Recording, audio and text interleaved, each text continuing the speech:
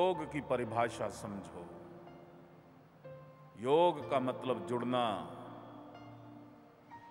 जिसके साथ जुड़ोगे वैसे हो जाओगे। कर्म योग, अगर रद्दी के साथ जुड़ के वो वाला कर्म करोगे तो रद्दी हो जाओगे। परमात्मा के साथ जुड़ने वाला कर्म करोगे तो परमात्मा हो जाओगे। तो आज ये कर्म योगी की परिभाषा मैं बताता हूं। शिव योगी से बड़ा कर्म योगी हो ही नहीं सकता, हो ही नहीं सकता। क्योंकि शिव योगी, भगवान ने कहा कर्म करना, फल की चिंता नहीं करना। शिव योगी चिंता नहीं करता, शिव योगी क्रिएट करता है। वो परेशान नहीं होता, वो क्रिएट करता है। वो जो भी कर्म कर रहा है उसका सॉल्यूशन क्या प्राप्त होना है वो पहले ही गोल्डन बुक में लिख देता है। ये जो कर्म कर रहा हूं ये मेरा उद्देश्य है और चिंता मुझे नहीं है, अब मैं कर्म करता रहूंगा और इसको तो मैंने प्राप्त कर ही लिया। वो प्राप्त को कर लेता है, प्राप्त हो जाता है। इसलिए साधना, दूसरा है सेवा, निष्काम सेवा। जो कर्म करते हो वो सकाम हो रहा है, भाई मेरे को फायदा मिले। साधना भी कर रहे हो तो किसी के ऊपर एहसान नहीं कर रहे, अपने फायदे के लिए कर रहे हो। परमात्मा से जुड़ रहे हो तो किसी पे एहसान नहीं कर रहे, अपने फायदे के लिए कर रहे हो। बिजनेस कर रहे हो तो किसी के लिए एहसान नहीं कर रहे, अपने लिए कर रहे हो। वो सकाम हो गया। क्योंकि कोई कहता है मुझे मोक्ष की प्राप्ति हो, आत्म साक्षात्कार हो, तो इच्छा हो गई ना। There is a desire.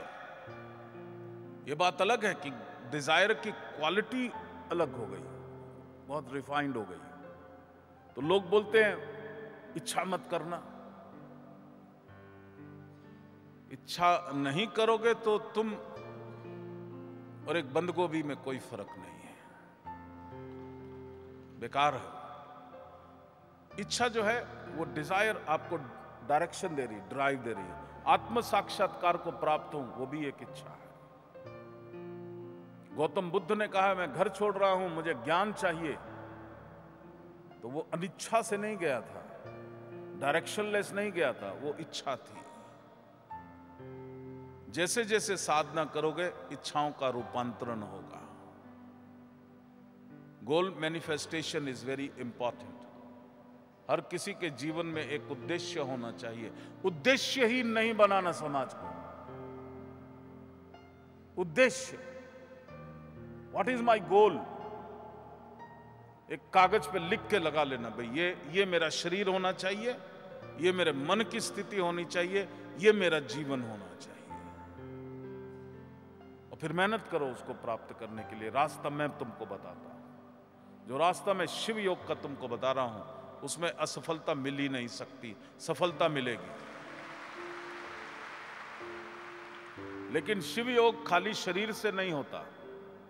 ये योग यानी कि जो कर्म करोगे वो शरीर, इमोशन और मन, ये तीनों चीज जुड़ के काम होगा।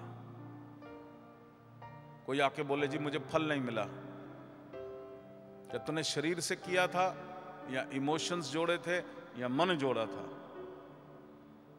हाँ जी मन जोड़ा था। मन तूने यहां जोड़ा था या गड़बड़ में जोड़ा था, ये बता दे पहले। शुद्ध भावना, शुद्ध भावना ये बहुत जरूरी है। अपने आप को कभी धोखा नहीं देना।